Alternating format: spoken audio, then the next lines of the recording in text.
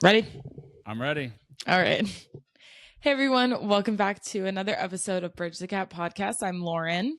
I'm Scott. And we don't have a set plan for today. Just thought we'd go through keep up last week's theme with like current events. Definitely need to talk about some sports with the playoffs. And then I have exciting news to share at the end, towards the end of the episode. But yeah, and how are you, Dad, after this weekend of sports? Yeah, I'm all right. I'm actually like I don't know. I gotta snap out of my funk today. I'm just kind of funky.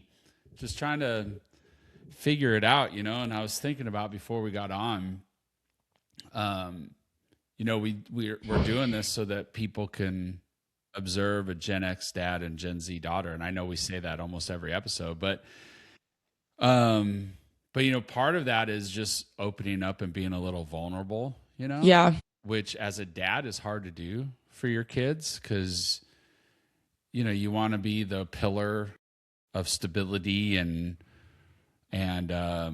positive reinforcement and the can do attitude. But in the reality of it is I still go through those doubts and those questions and constantly asking if I'm doing things right or what did I do wrong. And you try and balance that with what you believe outside of your world, whether it's God or it's karma or it's, whatever. And so you try, like, sometimes it's just hard. It's hard being a dad with two kids and a wife and three dogs and a house and a mortgage and a career, even though, so on the outside, if you look, it's like they've got their stuff together, right? Like, they're still married. They've been together for 25 years and they've got two kids and they seem like they love each other and they're pretty successful and they live in a nice area, but underneath all that surface is still all the doubt that you go through, I'm sure, at 20. Yeah. It's like, from a career standpoint, am I making the right decisions, right? Am I doing the work that I enjoy? Am I being paid what my output is, Yeah. Should I change? Well, shit, I'll be 51 this year. Can't make too many more changes as you get older, So is it right? Is it wrong? Blah, blah, blah, And that's one thing that I've learned too is like, when you're younger, everyone says it comes in time, right? But then you reach a certain age where it's just not going to come with time. Like you kind of just have to figure it out and hope for the best. When you're like 10, it's always you'll understand when you're 16. And then you turn 16, they're like, you'll understand when you're 18. And then you reach your early 20s and everyone's like, well, figure it out. And you're like, wait, but isn't there an age? Like, I'm going to figure it out because that's what you're told forever. And then you get to a certain age and it's in your early 20s where after that, it's just kind of like, well, we can talk about it, but you got to figure it out for yourself. And certainty, I just don't think will ever come. Yeah, I don't know. I'm super envious of people. And I know envy is like a sin, like you're not supposed to be envious, but I envy people that find the end of their chapter. You know what I mean? Yeah. Like to your point, you get to certain age milestones and like you said, you hear it'll make sense or you'll have accomplished or this is the goal or what have you. And then what I've learned as I'm getting older is that the chapter never ends. Yeah. Right? Or the book. Maybe it's the book doesn't end. There's so many different chapters. So it's like, okay, I had a very successful career with an organization for 11 years. And I was like, the majority of your adolescence, I was with this one company. Yeah. And I achieved a lot. Progressed my career, and then it stopped. Yeah. And now for the last few years, it's like, okay, I've done this. and I've done that, but those chapters are different, right? And so it's like, well, I don't have that figured out now. I've Yeah. worked for a big company. Well, maybe I want to work with a small company. Well, and then I work with a small company. I'm like, that's not so great either. Should I go back to a big company? And then, so you're constantly rewriting your chapters, the narrative. Yeah. And so I'm always envious of the people that are able to find that stability. Well, and I can relate to you on that. It's not with just career, right? Like, for me, it's a career envy. And I'm sure there's other people that look at your mom and I's marriage and our family dynamic and our relationship with our kids, and that's maybe their source of envy. Maybe their stability is professional, but their personal isn't. You know what I mean? So, So, like, I get it. I'm not unique in all this. It's just, sometimes you just want to put your head down and, like, just be like, I want to be a 20-year-old kid laying on the couch because I have nothing else to do, but I can't. And then and then I question whether or not I can show that vulnerability to you or your brother, like, because I don't want you guys to look ahead and be like, shit, I don't want to be like that when I'm 50, like, no, I don't think that's what it is. I think the vulnerability, if anything, is somewhat comforting because, like we've talked about, everyone just kind of expects you to have it figured out when they don't have it figured out. So, there's such a pressure that you should know what you want. That's where I was going to say I can sympathize with you with the envy because I'm in that boat, but with college. Like, I envy people that knew they wanted to go to college and knew what they wanted to do in college. And I was like, well, yeah, I want to go because that's what I'm being told to do. I don't know what I want to do, So, like, I definitely, like, I get that envy, but everyone's always like, well, you should have it figured out. You'll figure it out when no one has it figured out. Right. So there's that also society thing of like, well, everyone else seems to have it figured out. And but like you said, they may have it figured out professionally, but me personally, I'd rather my personal life be figured out than my professional life. Like, I talk about on my YouTube channel, I'm still struggling with if I even want to stay in college. I don't know what I want to do, which is a big decision that I have to make. But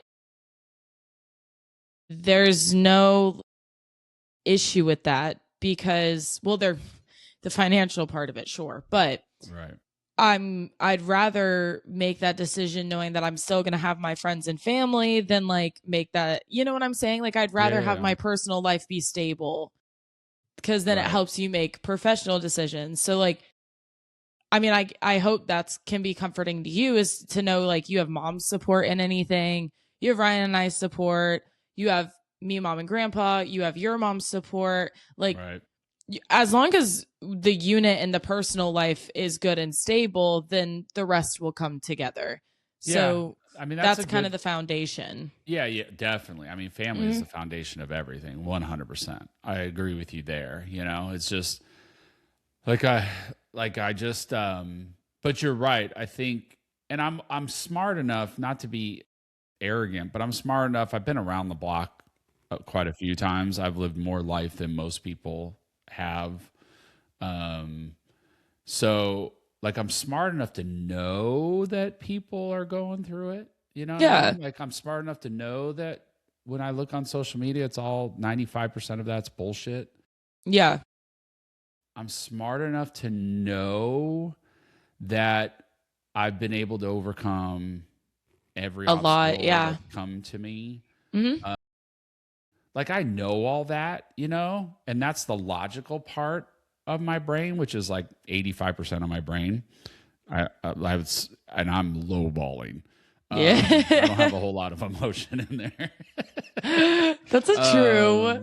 I know, I'm just joking, but a little bit. but then there's just some times, where it's like, do I do this? Yeah. Is the short-term risk worth the long-term gain? Or is the path, tried and true, stable, the right thing to do in the long run, So you got that. And then, I'm still even though I can't even believe I'll be 51 this year. I used to hear my parents say, "Yeah, we're 50, but we still feel like we're 30 or 25 Yeah. or whatever." And I always thought that was ridiculous. But it's true. You know what I Yeah. mean? So those things that you feel when you're 27, 28, those don't just go away with age. Like your brain is completed. You know what I mean? Like Yeah. your biology, your physiology, your chemistry, all those things, unless you're medicating, they're all pretty standard. So then you get those days where that stuff creeps in, like you said, we can talk about sports. I'll be honest with you. Every single sports team I wanted to win this weekend lost. Every single except for one. the Texans last night. I wanted the Texans over the Steelers. Okay. I was, we'll talk about that in a second. But yeah. And I sat there and I was like, why are all my teams shitty? Like what did I do? We texted about that. We did. We texted about that, which we'll tell you guys in a second. Yeah, I was like, and I know that's so shallow with all the problems going on in the world, but I was like, I'm envious of people that have a team that is doing it. You know what I mean? Like I was like, and I had that for years with Manchester United between 91 and 2013. Yeah. It was the best 22 years ever, So I know what that feels like. I haven't had that feeling since, really. And it's been 13 years, but and I didn't have any real skin in the game, so it's not like these level of depths that some people get to, but I was like, all right, well, Manchester United lost. All right, well, okay, well, the Jaguars, I wanted the Jags to win because I like their performance, and no offense to people out there, I'm not against the Bills whatsoever. I've rooted for the Bills for the last 5 years, especially against the Chiefs. No offense, Chiefs fans. But I was pulling for the Jags. They lost. The Panthers, who everybody disrespected throughout the week. I mean, I saw stuff saying, is this the most lopsided playoff game in history? And they back-ended into it. They don't even deserve to be there. And the Rams are going to destroy them. And they almost freaking won. They fought all the way to the end. All the way to the end. They lost by by a touchdown pass with 48 seconds left to go. So I think they lose by 3 or 4. Yeah, it was painful. They lost, and then I go into the next day and it's like, all right, well, I'm from San Diego originally. I don't root for the Chargers like I used to because they moved to LA. And I think we've talked about this before. If you're from San Diego, you don't like LA if you're a native San Diegan. So they look like crap, which I wasn't too optimistic because, their offensive line, I mean, they lost terrible 2 starting running backs like week 1, week 2. So they have no running game all year. I mean, it was okay. The other guys stepped up. But their offensive line, at one point in this season, I think they had like a 6-stringer. Like he wasn't even on the practice squad. Like they had exhausted first string, second string, third string, practice squad. Like they're signing people at Home Depot, to play offensive line. It was brutal. So they lost again to the Patriots, which just brings me back to 2006 all over again. I know. I did get very violent flashbacks, and I was like, I know the Pats have had like a few years off, but I'm not ready to see them all over again. I was like, I'm not ready for it. I can't do it. And I did have a genuine flashback because of the Panthers being in the playoffs. But then also the Broncos are good. The Patriots are good. I'm like, I can't do this again. Yeah. I was like, I can't do this again. I mean, it's just like, and then the Eagles lost. I was bummed about that. And then, my beloved Manchester United is in chaos, and it's going to stay in chaos because we have a horrible ownership, and we've been terrible ever since 2013. But the Glazers bought him before that, but at least we had Sir Alex and David Gill. But then they brought in a great coach, and it turns out that the director of football that wanted this coach last year, they fired him before this season. So then they put Wilcox in, and Wilcox hated the coach, and so there was fighting, so they fired him. And so now we're in chaos, and we lost this weekend. We're knocked out of the FA Cup, So, and then you had, I'm not a big Packers fan, but a lot of my friends are, and family are. Then they lost, so the Bears gave up a huge lead. I think I turned it off at like 21-3. I was like, this game's done. Yeah. Then they lost. Then Eagles got knocked out of the playoffs, which we all are Eagles fans. So anyway, I can go on and on and on. That was brutal too, because my roommate is a 49ers fan. She was nice to me for the most part, but it was annoying sitting right next to her, and she would like celebrate and I'd be like, go F yourself. Like, yeah. I love you so much, but like, if you don't shut up right now, I'm gonna swing on you. So anyway, rough weekend of sports. Weekend in sports. I'm parlaying that into the envy. Well, because it kind of just felt like a personification. Yes, it just felt like a personification of the struggle that you feel inside. Like I've kind of, again, with me having to decide if I want to stay in college or not, that felt like a personification where it's just like everything sucks. I'm like, I can't have anything. Yeah. Because and then I think another thing I want to touch on real quick is I think the difference and the reason why maybe you're struggling a little bit more with that feeling is because Gen X doesn't talk about it. Right. Gen X is a very put your nose down, get it done, deal with your shit generation, which has its positives and negatives. For example, this is a negative. You guys don't talk about struggling. You guys talk to your kids about it, probably, at least if you're anything like my parents. But you guys don't discuss it like Gen Z does. Like, maybe it's a little taboo, and I was afraid to put it out there that I was struggling with college and wanting to stay in or out. But Gen Z at least talks about that stuff a little more, so it's easier to talk about, because instead of,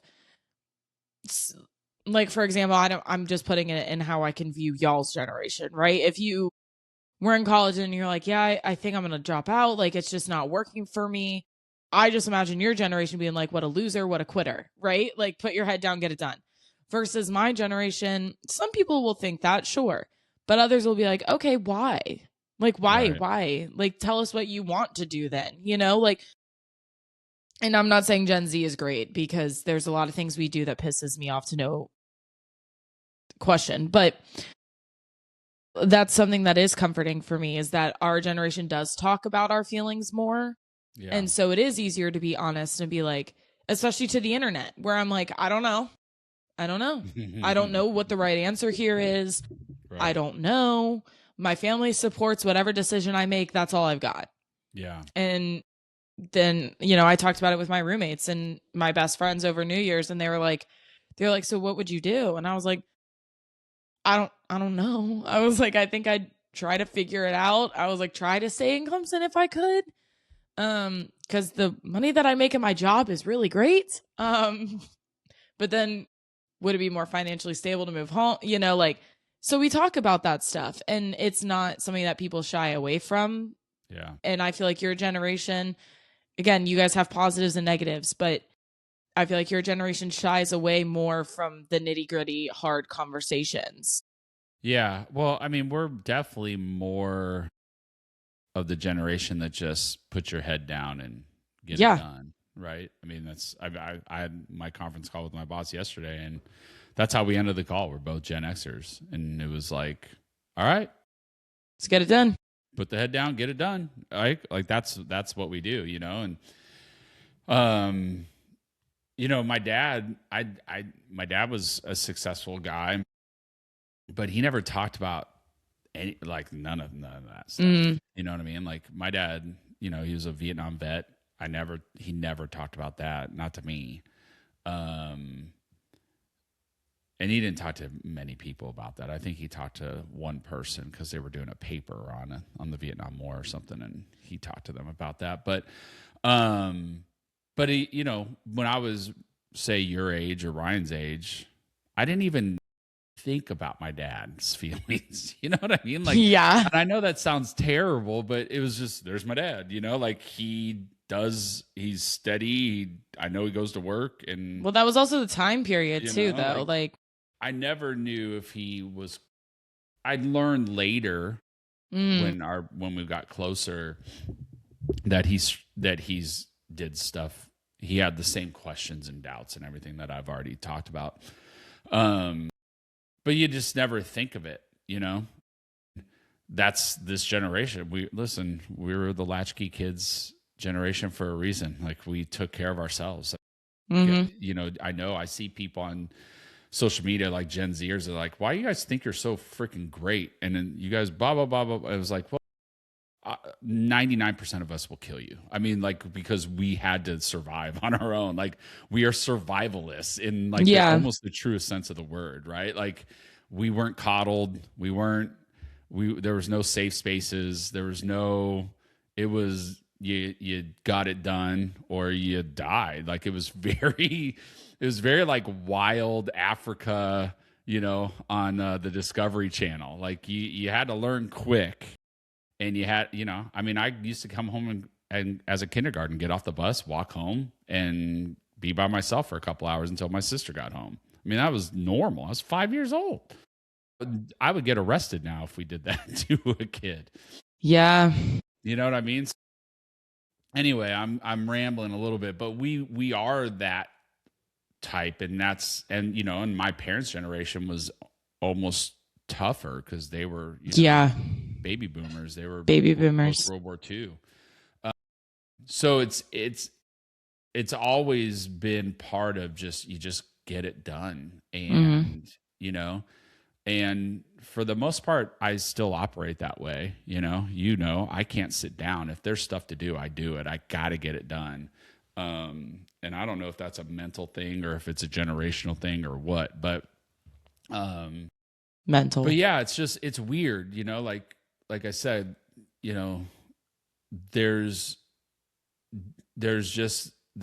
always going to be uncertainty in what you're doing, and unless you have it all figured out, which I don't know many people do. But you know, and it's not a money thing, and it's not a social thing. It's a human thing, you know. Yeah. I mean, you see professional athletes freak out all the time, and they have, on the surface, it appears they have everything you would ever need, you know? Yeah. Or athletes or whatever.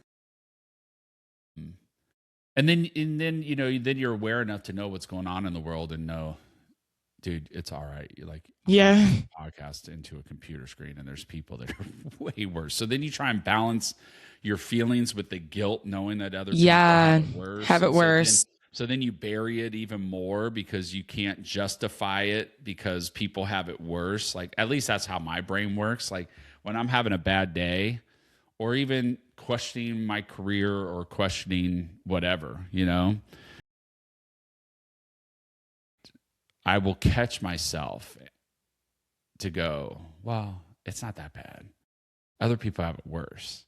But that doesn't mean that I don't feel bad, right? But and that's something, you know? And that's something that, I do the same thing when I'm having like a bad day at work. I'm like, but at least I have a job.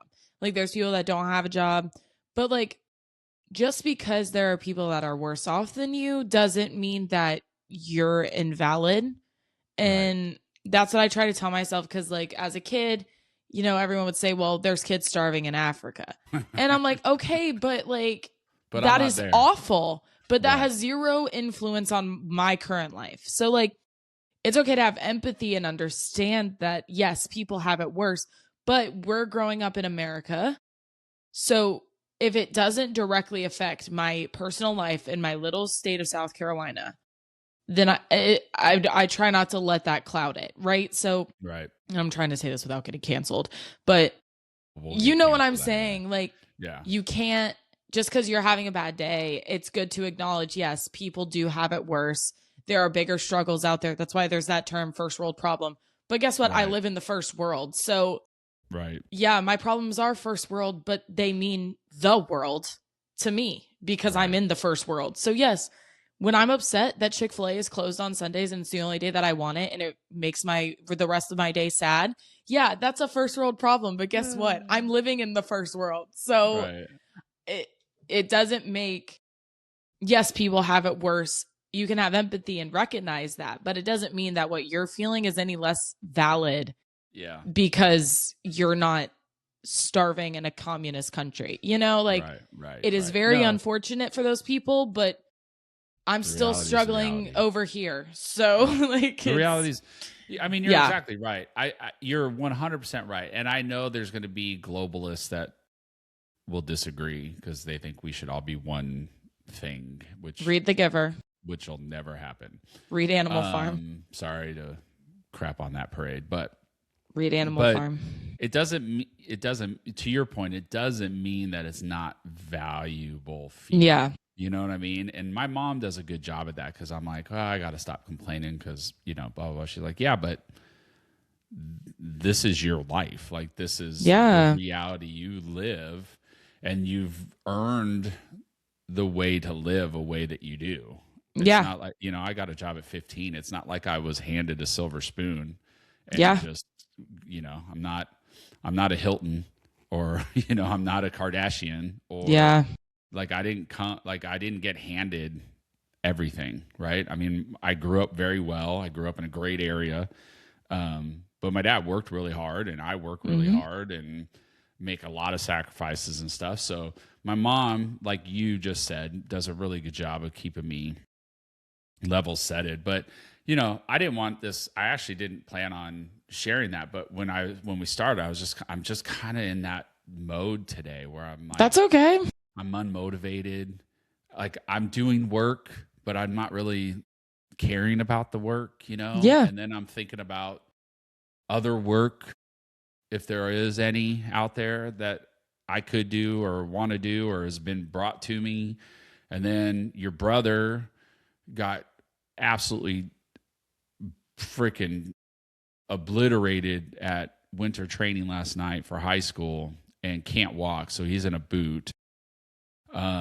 We actually, you don't know this. This is breaking news for Lauren.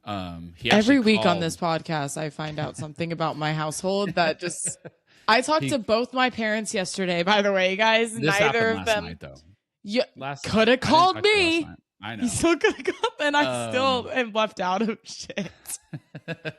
But yeah, so his high school is doing winter training before official tryouts, and he went to go block a shot, and he did, but the guy came over the top and stomped on his ankle with the cleats up, right?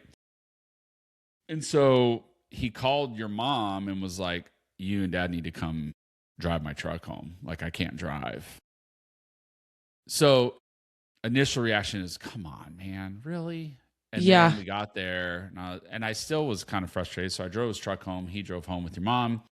We get in, and he pulls his sock down, and he's bleeding. He's got 3 cleat marks on the top of his ankle that are bleeding, and he can't move his foot down, which is not a good sign. Yeah. So unfortunately fortunately, we have crutches here. We have boots. We have everything, either because of me or because of you or you, Dad. Mostly me. Thank you. I've never broken my ankle or anything. So mostly me. And so we iced it, gave him some ibuprofen, right? Elevated it. He woke up this morning. We put the boot on. And he went to school because the coach is like, hey, go see the trainer before you go to the doctor at the high school so they can take a look at it. But I am trying to be optimistic, but I've been through enough and I've had enough injuries to know that this is going to be bad, worse than I want it to be. So anyway, it added to my mood today to be like, God dang it, the high school season hasn't even started. His spring travel season hasn't even started. And now he's been on a roll. He's been on a roll. And now could be out 6 weeks. Ugh, you know? And it's the worst. I'm like, God dang it. Can I just, you know, like even a scratcher, just give me something to give me a little bit of news. You know what I mean? So anyway, I didn't even plan on sharing it, but it was just the mood that I came into today. And then I was like, you know, like I said at the beginning, if this is about people seeing us talk where most dads and daughters might not, because I guarantee there's dads out there that might watch this that'd be like, dude, I'd never be able to be that vulnerable to my kid or to my daughter or whatever. So if that helps them, I want it to help them, but it's just kind of where I am. So I didn't mean to hijack the first 30 minutes of the podcast, but it's just, hopefully for you, because I'm always thinking about you and your brother. Hopefully for you, you go, okay. And I know you guys are okay. And I know you guys struggle with stuff, and it's okay to struggle. Mm-hmm. And from a realistic standpoint, even when you think you have it all figured out and it's there's no wake, there's no little waves on your lake, it'll change. And yeah. And it's like, man, and you will have feelings like I do everything right. You know what I mean? Like, I've never been arrested. I don't crap on people. I obey laws. I speed on the highway. I'll give everybody that. Everyone speeds on the highway. But like, I don't seek out confrontation. I try and respect people, even if I disagree with you, which is even like last week. I said, listen, I don't care who you are, what you believe. Right is right, wrong is wrong. And I try and be a good person, but sometimes I feel like we get shit on, or this doesn't go that way. Sometimes you just want to break, Yeah. But when you're my age, breaks don't really come. Yeah. They don't really come. I'm not a teacher, so I don't get summers off and fall break and Christmas break and spring break and winter break, and and I'm not taking anything away from teachers. I don't have that life, Yeah. So it's hard to find that break sometimes. And today's one of those days. I'm like, and it's okay. Like, everyone's allowed. Yeah, everyone's allowed to have those days, and I will definitely second when you think you have it all figured out. And again, I've talked about this a little bit on my channel, and I don't want to do too much intertwining, but 2025, I started thinking that I had everything perfect, and the doubt started creeping in. And then again, here I am with almost an entirely new set of friends, because all of my friends that I thought I was going to have around turned out to did not have my best did not have good. They didn't have my back. Didn't have your back. The friendship had ran its course, so that was done. So I had an entirely new group of friends, and then I moved, made more friends, started a new job.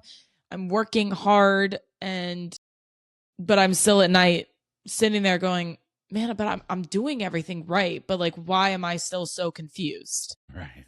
Like, I'm enjoying the classes that I'm taking. I'm making good grades in them, but like, I don't care about them. Like, I don't have any, like, it's fun, it's interesting, but like,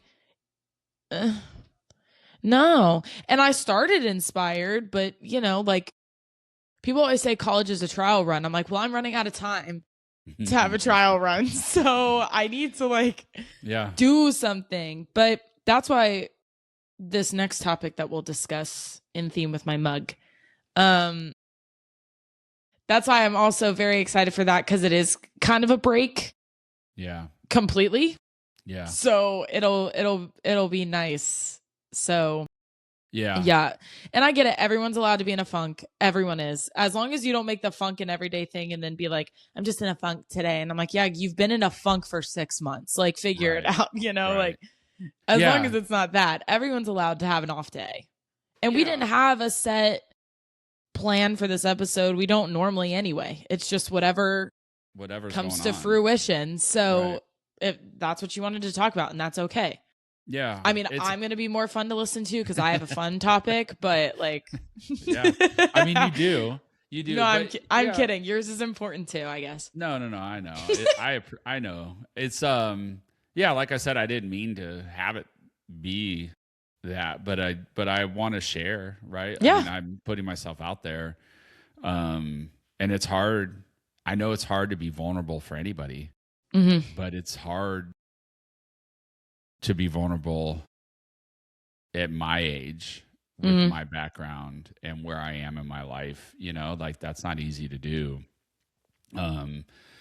So yeah, so it's just so it's been just a it's been just a rough few days or years. Yeah.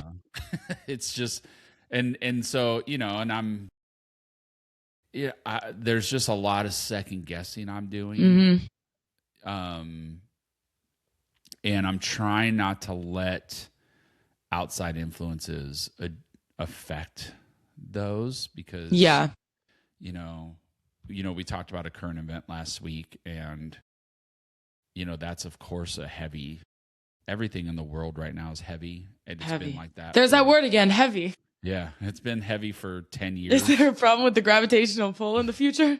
Yeah, yes. I love that. It's been apparently heavy. Yeah, apparently. It's been heavy for the last 15, 16 years, really. Most of my life, yes.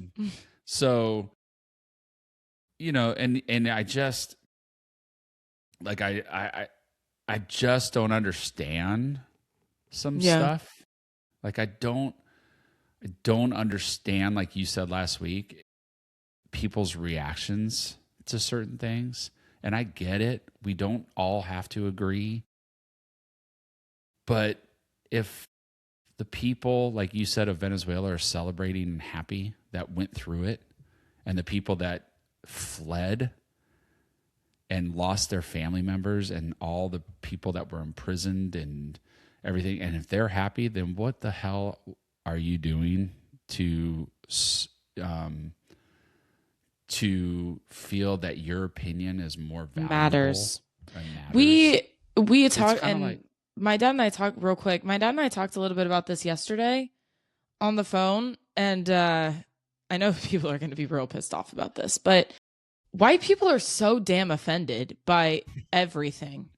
So damn offended. Yes. And shut up. Like, honestly, I'm so tired of it, because if the culture that is being made fun of in a movie or in a stand-up joke is laughing, just shut up. I don't want to see you on Twitter 5 minutes later going, I'm so sorry, black people, that they made that joke in that movie. That's literally a comedy movie that all the actors agreed to and find funny and promote and have a good friendship with each other, and the writer and the director. I'm so sorry about that. The writer was a different race, right? I'm saying. I know. And like, people just shut up. Shut up. They do those social experiments where they'll go, like, there was a guy in New York and he went out in like a sombrero and a poncho. Right. And every Mexican he passed was like, hey, my guy. That's awesome. But then the white people would come up and be like, you know how offensive that is? Right. It's like, shut your mouth. Why are you guys so damn offended? You guys should be offended by your own stupidity, because this is ridiculous. Stop being so offended on other people's behalves. If a race or a culture is offended, they'll tell you, and then you can rally behind them. Right. But it's not your problem. It's not your problem. So stop trying to act like you know or you understand what a certain culture or race is going through. It actually drives me insane. And I'm whiter than white, guys. See that? Transparent. Look at. This is an abomination, okay? I don't sit there and get offended for other people until they tell me, hey, be offended for me. And then I'm like, oh, cool, got it. I got your bet. Right. Oh my God.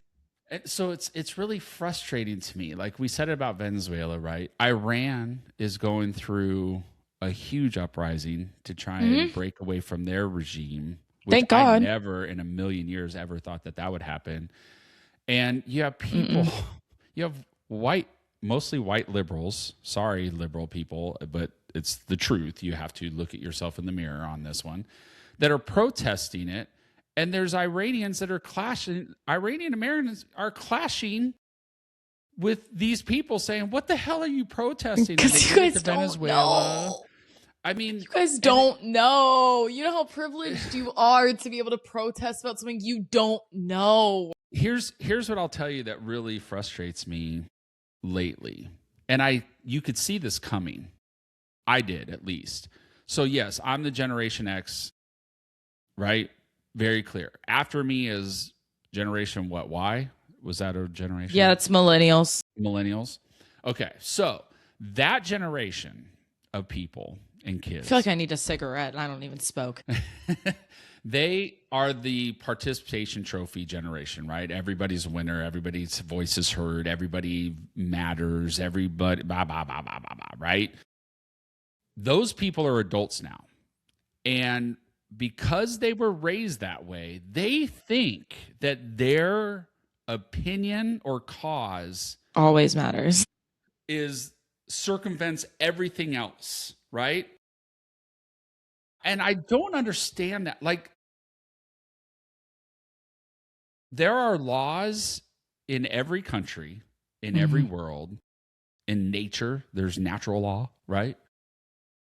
Right? Like a antelope doesn't go up and smack the back of a lion and be like, "Ooh, I don't like that you're sitting here." Right? The lion kills you, right? Like, Yeah. there's laws in everything. And I know that's a stupid, cartoony way to say it, but It just reminded me of like Tom and Jerry for a second. it's totally, right? It's totally that. And so these people think that they can do things that you can't do. You just or without can't, consequence. They think that there's no consequence. Yeah. Right. And because you feel that your opinion or your viewpoint is so elite and so forward thinking and so above rational, the way that the rest of the world operates, that you feel like you're empowered to do it. Like, and I'm not just saying, I mean, listen, Chris Rock did a skit that says how not to get shot by the police. He did a skit on Saturday Night Live years ago. It's hilarious. It's so damn funny. But it's 100% accurate. There's certain things you can't do. Don't do it. If you disagree with the law, sorry. There's a lot of laws I don't agree with. There's agree. A lot of them. A lot of them. I don't take it upon myself to get in the way of them. If Hell I don't no. like them, then I can lobby. I can contact my representatives. I can join a march if there's petition, one. Join a march. There's a lot of things I can do to do it. I don't stop the people that are hired to do the laws from doing them, right? Like to your point, if a black comedian makes a joke, I've seen clips on Reels or Instagram or something where a guy will make a joke, like even if it's a white comedian, he'll be talking with a black guy in the audience and they're laughing, joking, embracing that there's differences, which by the way, watch 70s, 80s, 90s comedy. We embraced it like crazy, right? It's a good thing people are different. Hilarious. It's good, right? It's you a good embrace thing. differences and you make fun of each other. You know, you don't want to just stare at the same version of everyone all the time. And then you get some white, usually a woman, reality that is like, that's offensive. And the comedian's like, but we're laughing. Like, we're having a good time. No, what are you upset about? Who are you? Like, who are you? Right? Mm-hmm. Like, I don't understand the concept of trying to impede something that's not yours to impede. I don't get that. I don't get it. Yeah. And I mean, listen, Malcolm X said 60 years ago that the most dangerous thing to the black community is a white liberal. And listen, I'm sorry, liberals. You can take offense to that. I'm not the one that said it. He said it, right? Just saying. And so you have, and man, I never put a lot of thought into it until the last like 15 years. You know what I mean? Because they're marching against Iran trying to overcome the Ayatollah. Be free. They're marching against Venezuelans being released of Maduro. Who just want to be free. Those people want the same freedoms that you are exercising in protest of them. My entire life, all I heard about was the Cuban missile crisis and the Cuban regime and the danger, right? Well, Venezuela was the same way, right? Russians are in Venezuela. Chinese are in Venezuela. They're using their oil. They're occupying those areas, which in the 60s, when Russia did that with Cuba supporting it, we had the Cuban Missile Crisis, right? So for my whole life, it was always, yeah, we don't want that communist dictatorship type of environment anywhere near the Western Hemisphere, right? So now Cuba's they're starting to get some murmurs of that, Venezuela, and these white liberals mostly are protesting it. And it's like, what are you've never even stepped foot in Cuba. You've never been under the persecution that they've been under. You've never, it just, anyway, I'm sorry. I just went off on a tangent. I just don't understand why people feel so elitist to everything else that seems so normal to be in favor of. Like, you're so elite to say that what freeing these people's wrong because why? Because we intervened with it, or because you just hate the person so much that's in the White House? Or I think it's because we did it by force. And that's what I think a lot of them think, is just like everything can be solved with a conversation. Yeah, communication is a big thing, obviously. But at some point, it's like when you're in a relationship, you can communicate. If they don't listen, you have to leave. Yeah, you have to leave the relationship. So communication can only go so far. You don't know what's gone on behind the scenes. You don't know how much Trump might have tried to have a conversation and be like, hey, guys, like, right. Obviously, and again, I'm not pro-Trump. I've said this many, many times. I disagree with him on a lot. But we don't know what went on behind the scenes. He could have been trying to have conversations, and when the conversations didn't go well, he had to do it himself. Right. It just is what it is. And not everything is going to be solved with conversation. The world is not made of pop songs and rainbows and happiness. It's not. Not puppies and you can make your personal life that way 100%. That is your prerogative. But you can't expect everyone else to see it the same way that you do.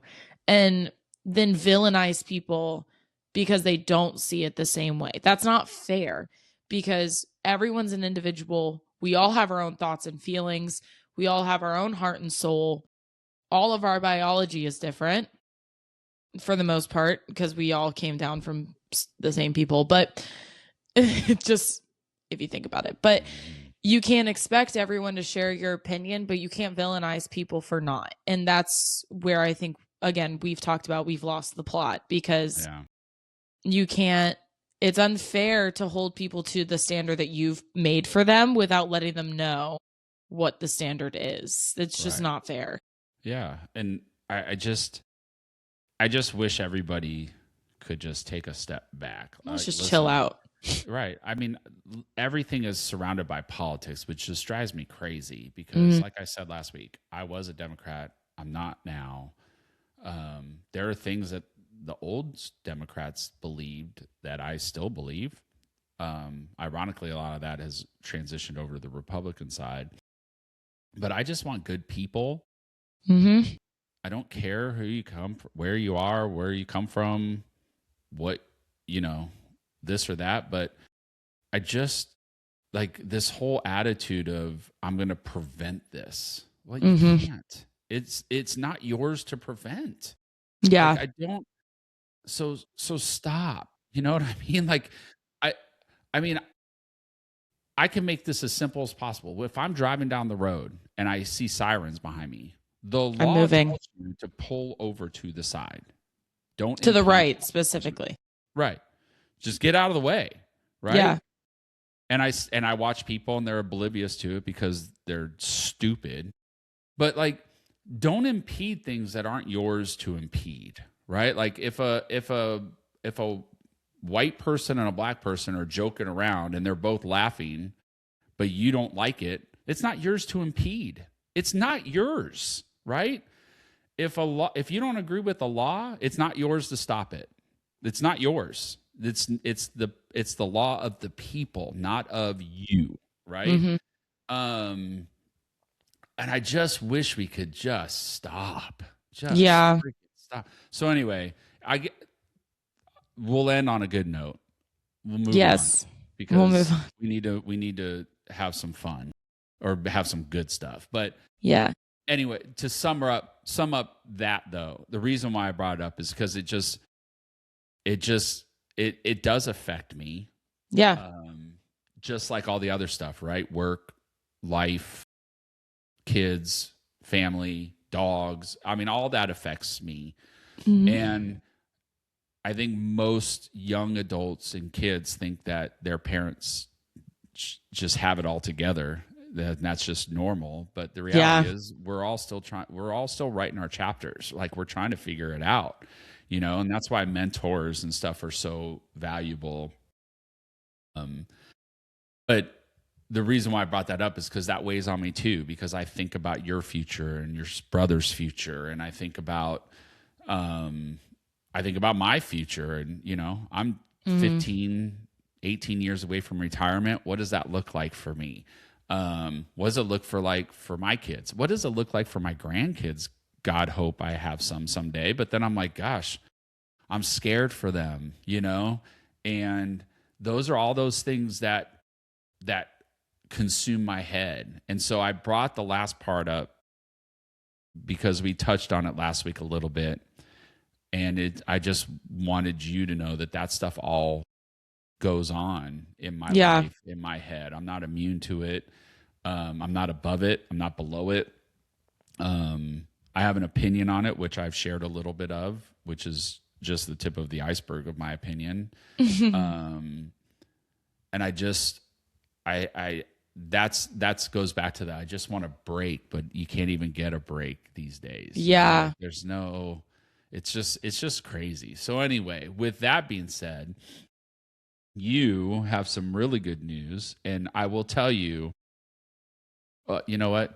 Share your news and then I'll tell you. Okay. So I think I've talked about on this podcast before where my dream vacation is,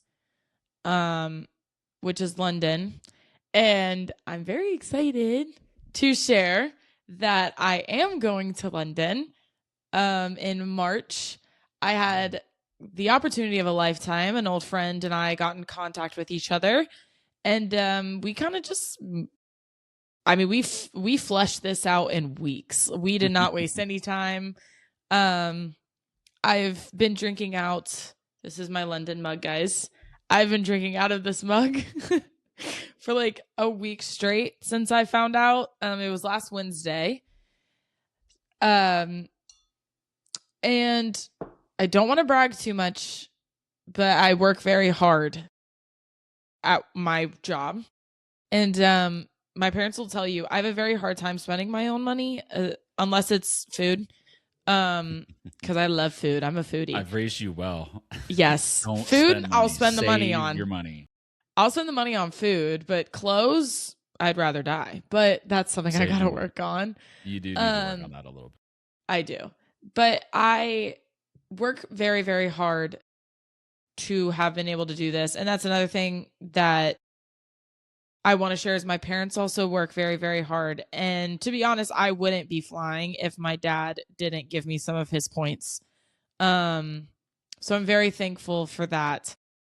And I don't want anyone to think that they handed this to me, because other than my dad giving me those points, I'm on my own. So, but I do work hard to be able to do this. And it's literally, I'm not going to put the clip of me crying in because it's already going to be on my personal YouTube channel. So if you want to see that and see how much of an ugly crier I am, you can go watch that. But this has been a dream of mine for a very, very long time. Since I was young, my favorite movie has been Peter Pan. One of my favorite movies still is the live action Peter Pan from 2004 with Jason Isaacs in it. So that has just always been in my life. I've always loved Tinkerbell. I had a bunch of Tinkerbell stuff as a kid. I used to walk around. I had a pink nightgown, and then I had a pink play tutu, and I'd put the tutu over my head. And at 7 in the morning, when the rest of the house was asleep, I'd walk around pretending that I was British at 5, by the way. So like Harry Potter's always been big in my life. That takes place in London. One of my other favorite movies of all time called About Time, London. Like it's always been in my life. It's been a dream of mine to go. So this means I told my dad, I thanked him a million times because we booked the flight on call together. I told him thank you a million times and I'll continue to say it until I go. But I genuinely cannot believe that this is happening. It's my dream scenario. So I'm very excited. I have the countdown on my lock screen. It's right there.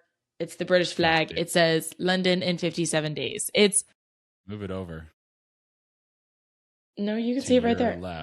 To your left. Well, now you guys are going to see my celebrity crush on the screen. There you go. I'm unashamed. I'm really unashamed. So very exciting. I'm going March 11th through the 16th. So I don't know if we'll have an episode that week, depending on when I'll get home and if we can film it. But very excited. It's all I can think about. It's all I can talk about. It's all I'm dreaming about. Like it's just completely consumed my life. And I had one of my coworkers reach out to me and she was like, I'm working a double on Friday. And she was like, do you want your morning shift? I was like, yeah. Yeah, I do actually. Cause I just spent a lot of money on my hotel yesterday. So yes, I do want it.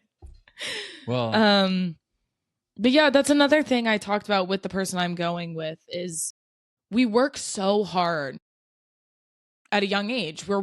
She's a very hard worker in what she does. I'm a hard worker in what I do. And we're working so hard and I have to keep telling myself I'm really bad at spending money, guys. I really am. It doesn't seem like it because I'm constantly eating like Bojangles, but it's hard for me to spend money. It's hard for me to even go to the grocery store and spend money there. But I am sitting here and I'm like, this is what I'm working for. This to award myself these opportunities to go see the places that I never thought I'd get to go see. And sure, like everyone says retirement is for travel, but there are certain things you can't do in retirement age that I can do now. And so, very excited. We were talking yesterday and she was like, well, maybe if there's a day you want, it's only an hour and a half train ride to Paris. And I'm like, holy shit. Could you imagine if I go to London and Paris in the same trip? Like, that's crazy. So, and one thing I've had to keep reminding myself too is the money that I spent yesterday on accommodations, that's just 5 good days at work. So that's what I have. And I have time. I have time to make the money back. And that's what I have to keep telling myself because I'm like, It's fun in the moment. When I was on the phone with her yesterday booking that, I was like, yay. And then I was like, oh my God. Like I watched it leave my bank account and I was like, oh no. I just have to remind myself it's just a couple of good shifts. It'll all be fine. Yeah. Well, the good thing is just, for my 2 cents is there's nothing better as a parent to provide things for your kid that mean as much as they do,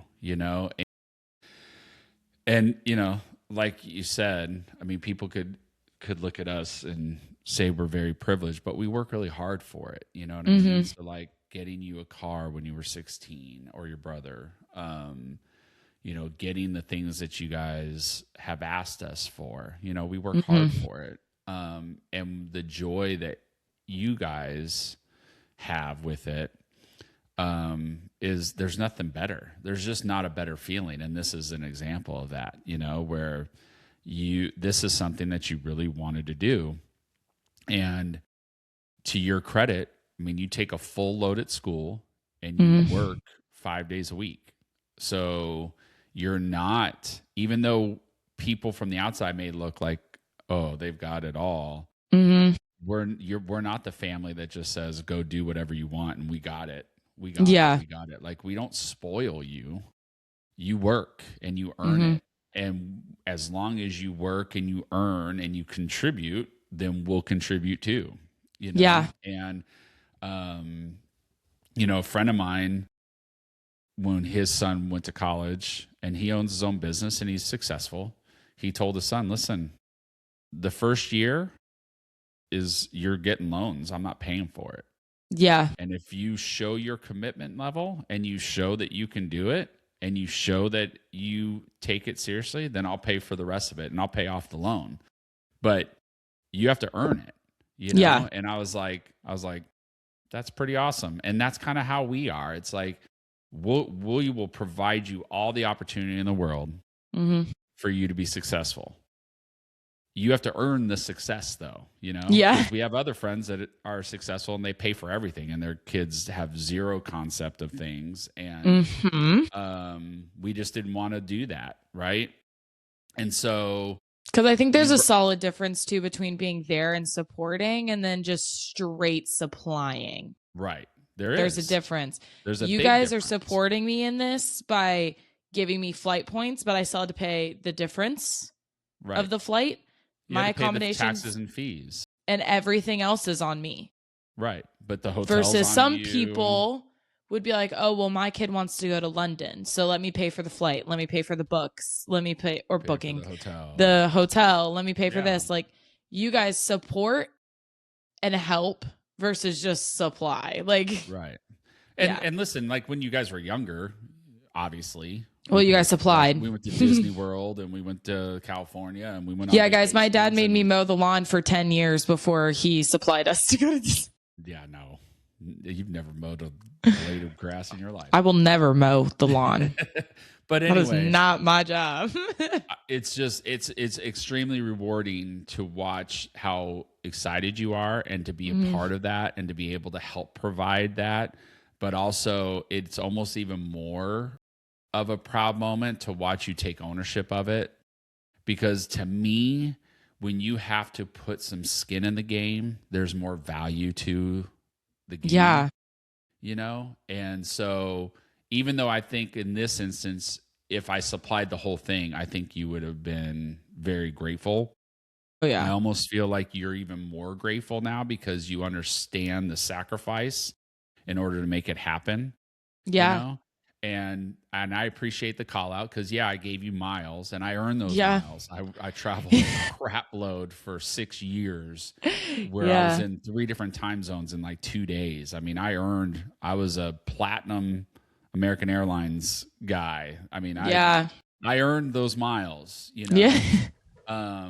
And so to be able to provide them to help you achieve a dream, and then you work to earn the rest of the dream is just I think it's awesome. And so I'm super excited for you. I feel bad for your mom because you're getting to Europe before she ever did.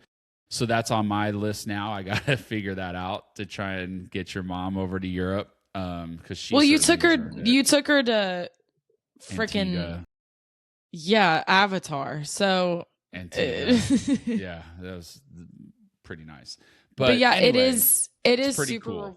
It is, and it is super rewarding because like now all my thoughts, like when my friend was booking her flight, we did it just a few hours apart. Because my dad, by giving me his points, he has to book the flight. And then he transfers the stuff to me. But when she was booking it, she was like, "Oh, this is one of those 3-row flights, like where they have the middle row." And I'm like, that's insane. I've never been on a plane that big. I've never been out of the country besides Punta Cana. Like, it's such a crazy concept to me. And it is all I've thought about. I'm like, well, hopefully, since it's the middle of March and it's a red eye, right? Red eye, because it's overnight, that there'll be no babies on the plane.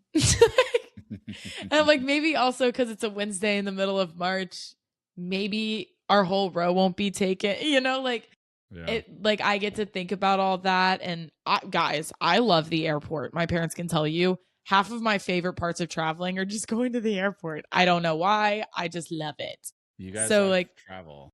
I love traveling and I'm very, very excited. It literally is all I can think about, all I can talk about. My poor roommates My poor roommates, that's all they've heard about. It is.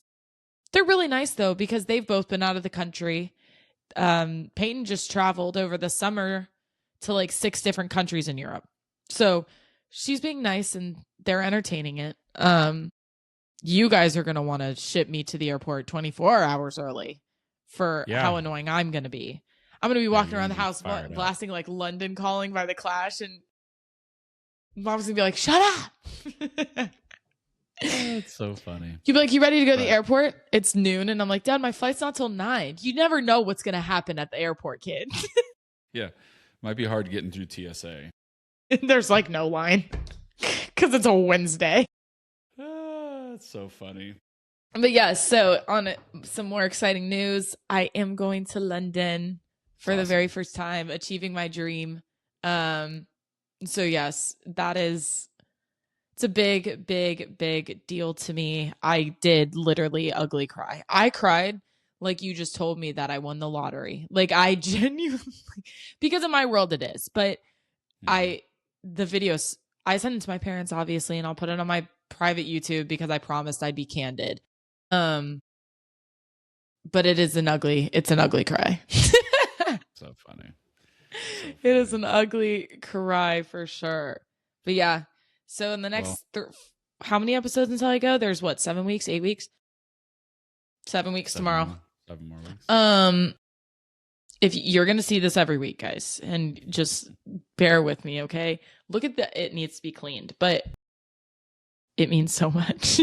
Like I can't, I'm just sitting here and I'm like, I'll be staring right at that bridge in 7 weeks and 57 days. Well, that's a good way to end this episode. It's good news. It's well earned. You continue to work hard for it. And, that's the other thing real quick too. I don't mean to cut you off, but mom was like, don't burn yourself out at work. I said, I'm burning myself out. You want to know why? Because it'll pay off when I get there. I was like, I'll have a good, nice week-long break from it. So I'll burn myself out. Because by the time I start to feel the burnout, I'll have like 10 days left. So it'll be fine. Right. February's a shorter month too. I need to burn myself out. I don't have as much time. It is a shorter month. So anyway, it's good. It's good to end that way. And, thank you all for listening. Once again, if you've lasted this long and you haven't followed us, what are you waiting for? What's the holdup? Yeah. What's the holdup? We are truthful to ourselves. We are transparent to ourselves. We know you might not agree with what we do, and we're not saying anything that is to be taken too seriously. This is just our opinion.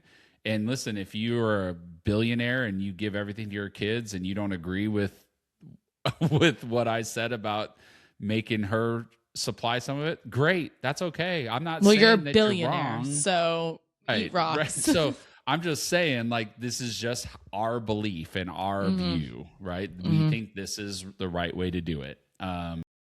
We also think that society starts in the home and then goes to the community and then goes from there. It doesn't go in front of, you don't go to the White House right away if you can't even, pay your electricity bill, right? Like start home, and that's what we believe. And you might not agree with that, and that's okay. We are trying to just show that a Gen X dad and a Gen Z daughter can talk about stuff. And yes, if you're a Gen X dad and you have any feelings like I have, then I hope this helped you to know that you're not by yourself. And I hope it helps you have the courage to talk to your kids about it, because I can tell you, as much as my dad did for me and as much as I loved my dad, I wish he would have expressed a little bit more of that instead of keeping it all in. But once again, generationally, that's what they did. So, I wrap it up that way. By my dad being able to be candid and honest, it also helps me be able to be candid and honest. Like, a lot of kids would be terrified to tell their parents that they don't know if they want to stay in college, which obviously there's still some of that fear because of all the time that we've put into it. But by my dad being able to be candid and honest with me about most things during my entire life, it was a lot easier to go, hey, Dad, I don't know. And he was like, okay, well, let's talk about it, and it's right. with you opening yourself up, because a lot of parents will be like, well, my kid and I just can't connect. You have to be willing to open yourself up. You have to be willing to remind them that you are also a human and that you're not just their parent. You're there to not be their friend, but support them, help them. Really helped us connect on a deep, we've always been close, but on a deeper level, as I've come into adulthood, it's been easier to talk to my dad about things that I never thought I would. Not because we weren't close, because again, mom has hated us forever because we're so annoying together. But coming into adulthood, some of the adult things like finances and dreams and aspirations and uncertainty and fear has been easier to talk to my dad about because he's willing to open up as well. So Yeah. it's not going to be worth nothing. Unless your kid's just an ungrateful brat, then I don't know what to tell you. But yeah, and I appreciate that, but like, just don't take us so seriously. We are being open and honest and putting ourselves out there and sharing things that have worked for us, and sometimes sharing things that are uncomfortable, and you may disagree, and that's okay. Then disagree, right? I don't have it all figured out. I think the first 25 minutes of this episode proves that. So if your takeaway from this episode or any episode or clips is like, oh, they think they know everything and they have the best relationship, no, not at all. Not at all. But we're human, and we do read, and we do try and stay up on things, and we have opinions, and we share those sometimes. And sharing this type of episode with my daughter, some people might not be in the position to do that, and that's okay. Other people might not agree that if you're a parent and you have the facilities, then you should give everything to them, and that's okay too if that's what you want to do. I just want to close it out that way, because I don't ever want. We see some of the comments, and it's like, no, you're missing the point. Like, we're not experts, and I'll never pretend to be.